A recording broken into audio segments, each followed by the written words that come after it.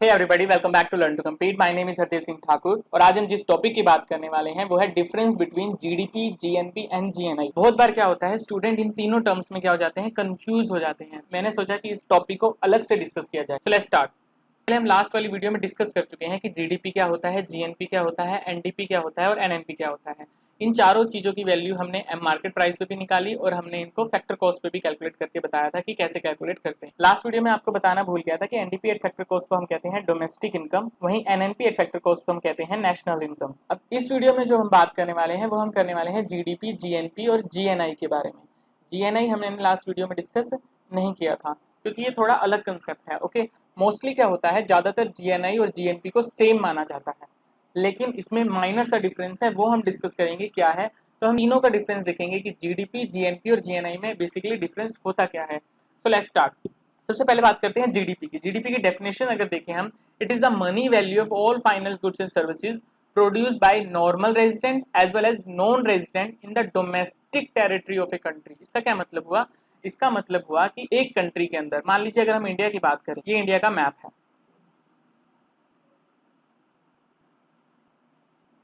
अब क्योंकि हम इकोनॉमिक स्टूडेंट है, आई होप मेरी बैड ड्राइंग ज्यादा कंसिडर नहीं की जाएगी। अब इंडिया में रेजिडेंट भी रहते हैं और नॉन रेजिडेंट भी रहते हैं। अब ये दोनों मिलके इंडिया में जो भी प्रोडक्शन कर रहे हैं, जो भी final goods and services create कर रहे हैं, जो भी फाइनल गुड्स एंड सर्विसेज दे रहे हैं, उनकी मनी वैल्यू को हम क्या कहते हैं, जीडीपी कहते हैं। यानी कि एक गिवन टाइम पीरियड के अंदर किसी कंट्री के रेजिडेंट या नॉन रेजिडेंट, यानी कि फॉरेनर हो चाहे इंडियंस हो, उन्होंने जितनी total goods and services create करी, उनकी टोटल वैल्यू को हम क्या कहते हैं, जीडीपी कहते हैं। अब ये जीडीपी हमने मार्केट प्राइस पे कैलकुलेट करी या फैक्टर कॉस्ट पे कैलकुलेट करी, वो अलग बात है। और मैंने आपको लास्ट वीडियो में बता दिया था कि मार्केट प्राइस पे कैसे निकालते हैं हम और फैक्टर कॉस्ट पे कैसे निकालते हैं। ठीक है। अब ये जीडीपी जो है, फाइनल गुड्स एंड सर्विसेज जो भी हमारी कंट्री में प्रोड्यूस हुई, उसकी वैल्यू है। तो यहाँ पे जियोग्राफी टर्म बहुत मैटर करती है, यानी कि कंट्री की बाउंड्री के अंदर सामान बन रहा है। अब वो जो सामान बन रहा है, या तो हम उसे कंजम्पशन में यूज कर रहे हैं, हाउस होल्ड द्वारा जो कंजम्पशन हो रही है उसमें यूज हो रहा है, या फिर उस सामान को गवर्नमेंट परचेज कर रही है, या फिर हम उसका क्या कर रहे हैं, एक्सपोर्ट कर रहे हैं। यहाँ पे हम नेट एक्सपोर्ट लेते हैं क्योंकि हम कुछ सामान एक्सपोर्ट करते हैं पर कुछ हम क्या करते हैं, इम्पोर्ट भी करते हैं, है ना। तो एक्सपोर्ट में से हम इंपोर्ट को माइनस कर देते हैं, उसे हम कहते हैं नेट एक्सपोर्ट। एक्सपोर्ट को हम डिनोट करते हैं एक्स से, इंपोर्ट को हम डिनोट करते हैं एम से, और नेट एक्सपोर्ट को हम डिनोट करते हैं एन एक्स से। और इसको हम ऐसे भी डिनोट कर सकते हैं, जैसे आप चाहें वैसे डिनोट कर सकते हैं। ठीक है। तो यहाँ पे हम नेट एक्सपोर्ट भी काउंट करते हैं जीडीपी के अंदर। इसके साथ साथ हम क्या काउंट करते हैं, ग्रोस प्राइवेट इन्वेस्टमेंट, यानी कि जो भी हमारा प्रोडक्ट बना, या तो हमने हाउस होल्ड द्वारा कंज्यूम कर लिया गया, या गवर्नमेंट द्वारा परचेज कर लिया गया, या उसको एक्सपोर्ट कर दिया गया, या फिर प्राइवेट इन्वेस्टमेंट यानी कि फर्म द्वारा उसे परचेज कर लिया गया। अब इस प्राइवेट इन्वेस्टमेंट में क्या क्या कैलकुलेट होता है, फर्म ने या तो कैपिटल खरीदी होगी कुछ नहीं, या रॉ मटेरियल बाय किया होगा, या फिर फर्म की कुछ अनफिनिश्ड गुड होंगी। अब यहाँ पे मेन क्वेश्चन ये आता है कि सर आपने कहा कि फाइनल गुड्स एंड सर्विसेज की बात हो रही है, पर यहाँ पे रॉ मटेरियल क्यों हम जीडीपी में काउंट कर रहे हैं। देखिए, अगर हम किसी फाइनेंशियल ईयर की बात करें, मान लीजिए हम अप्रैल 2021 से मार्च 2022 की बात कर रहे हैं, तो इस टाइम पीरियड के अंदर जो भी गुड्स एंड सर्विसेज क्रिएट हुई होंगी, ठीक है, उनकी monetary value, total monetary value को हम क्या कहते हैं, जीडीपी में काउंट करते हैं। लेकिन इस फाइनेंशियल ईयर के अंदर गुड्स एंड सर्विसेज क्रिएट होने के साथ साथ फर्म के पास कुछ रॉ मटेरियल भी बचा होगा, है ना, जो फर्म ने इसी ईयर में खरीदा है, लेकिन उसकी वो अभी गुड्स क्रिएट नहीं कर पाए। अब फर्म तो इस पे पैसा लगा चुकी है, लेकिन इसकी अभी फाइनल गुड नहीं बनी है, तो ये रॉ मटेरियल हमारा जीडीपी में काउंट होगा। इसलिए हम रॉ मटेरियल और अनफिनिश्ड गुड, जो अभी पूरी फिनिश नहीं हुई है, उसे हम जीडीपी में काउंट करते हैं। बहुत सारे कॉम्पिटेटिव एग्जाम में यहाँ पे कंफ्यूज करने की कोशिश की जाती है। देखिए, रॉ मटेरियल पे पैसा लग चुका है, बेशक वो फिनिश गुड अभी क्रिएट नहीं हुआ है। अगर ये फिनिश गुड बन जाती और सेल हो जाती, तब रॉ मटेरियल को हम काउंट नहीं करते। लेकिन अभी ये रॉ मटेरियल पे पैसा लग चुका है, लेकिन ये फिनिश गुड नहीं बनी है, तो इस रॉ मटेरियल की वैल्यू को हम जीडीपी में काउंट करते हैं।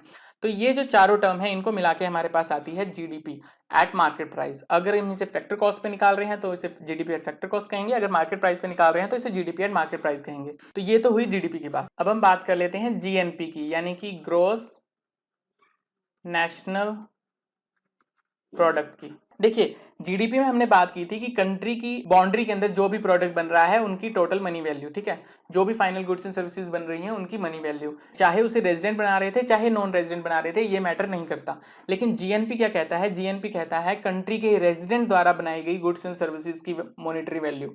यानी कि क्या मतलब कि हमारे कुछ रेजिडेंट फॉरेन कंट्री में रह रहे हैं, तो वहां पे भी वो गुड्स एंड सर्विसेज दे रहे होंगे, तो उन गुड्स एंड सर्विसेज की वैल्यू को भी कैलकुलेट किया जाएगा। और जबकि जो नॉन रेजिडेंट, जिन्होंने इंडिया में रह के फॉरनर ने पैसा कमाया, फॉरनर ने गुड्स एंड सर्विसेज दी, उसको हम क्या कर देंगे, माइनस कर देंगे। अब मान लीजिए हमारे रेजिडेंट जो बाहर रह रहे थे, उन्होंने 180 रुपीज कमाए, ओके टोटल, ये हाइपोथेटिकल नंबर हम मान लेते हैं। और इंडिया की जीडीपी है 400 हमने इंडिया की जीडीपी कैलकुलेट करी है, यानी कि इंडिया के अंदर बाउंड्री के अंदर जो सामान बन रहा है, चाहे उसे वो रेजिडेंट बना रहे हैं चाहे फॉरेनर बना रहे हैं, उसकी वैल्यू कितनी है 400 है। अब इस 400 में से कुछ फॉरेन ने भी प्रोडक्ट बनाए होंगे, उसकी वैल्यू हम मान लेते हैं 100 रुपीज। तो इस 400 में से 400 किसने बनाए, फॉरेनर्स ने गुड्स एंड सर्विसेज क्रिएट करी। और ये 180 रुपीज क्या है, जो हमारे इंडियन बाहर रह रहे हैं, फॉरेन में रह रहे हैं, उन्होंने वैल्यू क्रिएट करी। तो अगर हमने जीएनपी निकालना है तो हम क्या करेंगे, इस जीडीपी में जो हमारे इंडियंस बाहर रह रहे हैं उन्होंने पैसा जो कमाया है उसे क्या कर देंगे, ऐड कर देंगे। और जो फॉरेनर्स ने हमारी कंट्री में बनाया था, हमारी कंट्री की जीडीपी में प्रोडक्ट एंड सर्विसेज बनाई थी, उसे हम क्या कर देंगे, माइनस कर देंगे। तो हमारे पास जीएनपी की वैल्यू कितनी आ जाएगी, 400 प्लस 80 इज इक्वल टू में 480। तो ये जो 180 माइनस 100 है, इसे हम कहते हैं net factory income abroad, net factory income from abroad. क्योंकि इसमें 180 जो है, जो हमारे इंडियंस ने कमाए, उसमें से हमने कौन से निकाल दिए, जो हमारे फॉरेनर्स ने हमारी कंट्री में रह के बनाए थे।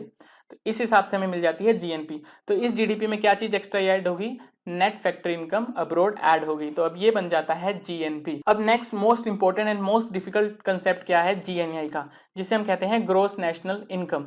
ठीक है, अब जीएनआई और जीएनपी जो होता है वो सेम ही चीज होती है, बस इसमें माइनर सा डिफरेंस होता है, वो देख लेते हैं क्या। देखिए जीएनआई को हम इस एग्जांपल से समझ लेते हैं। मान लीजिए जीडीपी जो है हमारी कंट्री की वो है 500 रुपीज, कोई हाइपोथेटिकल नंबर माना है हमने 500। ओके, अब हमारी कंट्री के यानी कि इंडियंस जो हैं बाहर रह रहे हैं, वो बाहर या तो वो गुड्स क्रिएट कर रहे हैं या सर्विसेज दे रहे हैं। ठीक है, उन्होंने वहां पे रह के कमाए 160 रुपीज। इसी तरह फॉरेनर्स जो इंडिया में रह रहे हैं, उन्होंने इंडिया में रह के कमाए 100 रुपीज। अब अगर हमने जीएनपी निकालना हो तो जीएनपी क्या होगा, जीडीपी प्लस 160, यानी कि जो इंडियंस ने बाहर रह के कमाए, माइनस जो फॉरेनर्स ने हमारी कंट्री में रह के कमाए, यानी कि 100 रुपीज।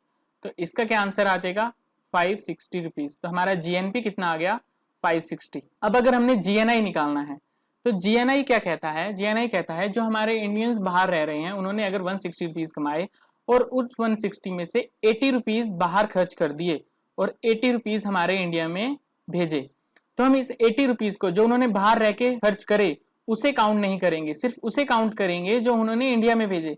लेकिन जीएनपी में हमने क्या किया था, जीएनपी में हमने टोटल 160 रुपीज ऐड कर दिए थे। क्यों ऐड कर दिए थे, क्योंकि ये हमारे इंडियंस ने कमाए हैं, चाहे उन्होंने बाहर खर्च किए चाहे इंडिया में भेजे, ये इंडियंस द्वारा कमाए गए पैसे बताता है जीएनपी। तो जीएनआई क्या करेगा, जीएनआई सिर्फ जीडीपी में इसे ऐड करेगा 80 रुपीज को। ओके, इसी तरह फॉरेनर्स जो हमारे इंडिया में रह रहे हैं, उन्होंने मान लीजिए 60 रुपीज इंडिया में ही खर्च करे और 40 रुपीज अपनी कंट्री में भेजे, तो हम जीएनआई में 60 रुपीज माइनस नहीं करेंगे, क्योंकि ये तो उन्होंने हमारी कंट्री में ही खर्च कर दिए। हम माइनस करेंगे 40 रुपीज, क्योंकि ये अपनी कंट्री में फॉरेनर्स ने भेज दिए। तो हम क्या कर देंगे, जीडीपी में से -40 कर देंगे और 80 कौन से जोड़ेंगे, जो हमारे इंडियंस बाहर रह के पैसे कमा रहे थे, उन्होंने इंडिया में भेजे।